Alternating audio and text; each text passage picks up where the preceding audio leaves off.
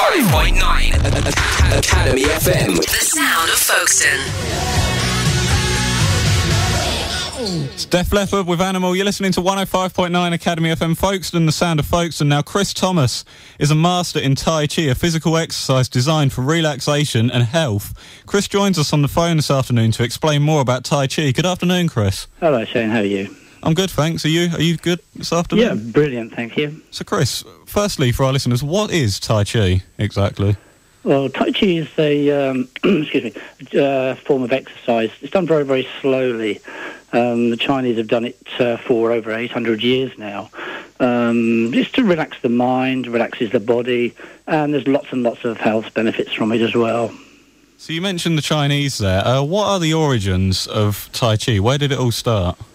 Well, it started with a man called, I always have difficulty pronouncing his name, Chang San Fang, and he was born in 1391. And basically, for health-wise, he wanted something which was gentle and calm, so the universal energy, which is all around us, would actually run through us a lot smoother. So he actually started copying the animals. This is where Tai Chi actually came from, where it was all put together. So why did people start learning Tai Chi? What's the benefits to doing Tai Chi? Excuse me. The benefits from doing Tai Chi is obviously you improve in strength because you're more relaxed. It helps with pains such as stiffness. I teach a lot of people who've got arthritis, also with COPD, people with bronchitis and emphysema. Enhances sleep. Obviously, when you get a little bit older, it will help with balance as well. So you lose the risk of falls and what have you, which is fantastic.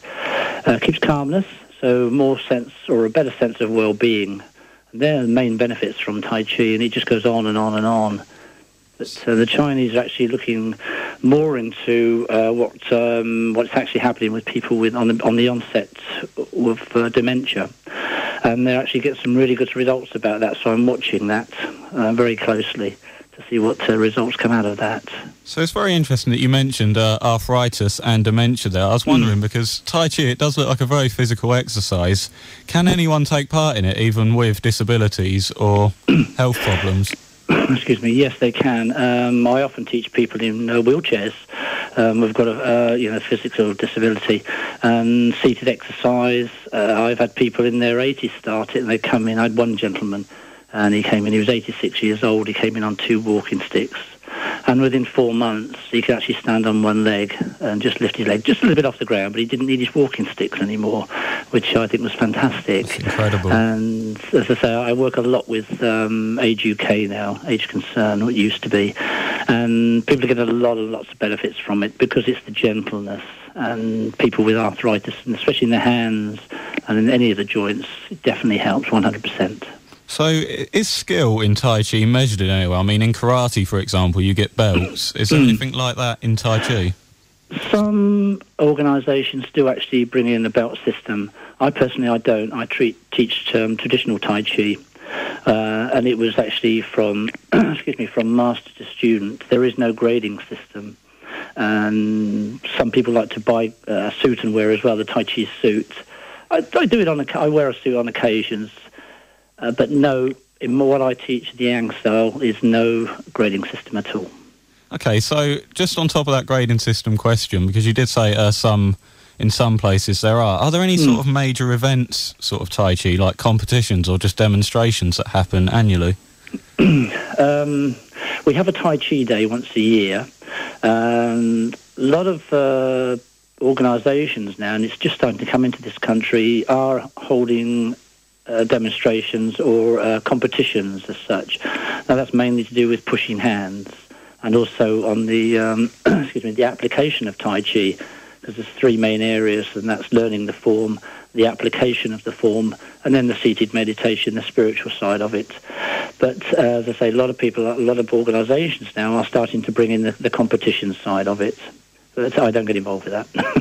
Okay, one final question. I understand you've actually been out to Asia to teach Tai Chi, and considering that really is the home of it, where it all came from, you know, what's that like? Is it any different out there? Is there quite drastic changes? I was lucky enough to be invited to Beijing just before the Beijing Olympics, and I was working with people in their 70s and 80s, mainly ladies, and to see how supple they were.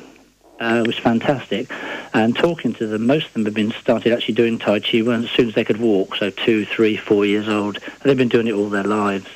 And it is completely different because there's no ego involved as such. They will just find a piece of grass or even on a roundabout, and they will do their Tai Chi first thing in the morning, last thing at night.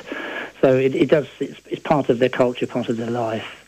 Excuse me. So it does sound drastically like it really does help people out in terms of just general fitness, doesn't it? And very, very much so. Yeah, very much so.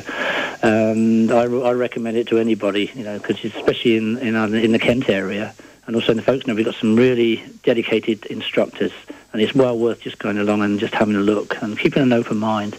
But the benefits are fantastic. I can't recommend it highly enough. Well, thanks, Chris, for talking to us this morning. Thank you for letting me talk. Thank you. That's Chris Thomas, a master in Tai Chi, talking to us this morning. There's music on the way from the Killers after this. This is Green Day with Good Riddance, Time of Your Life. 105.9 Academy FM. Folkestone's radio station.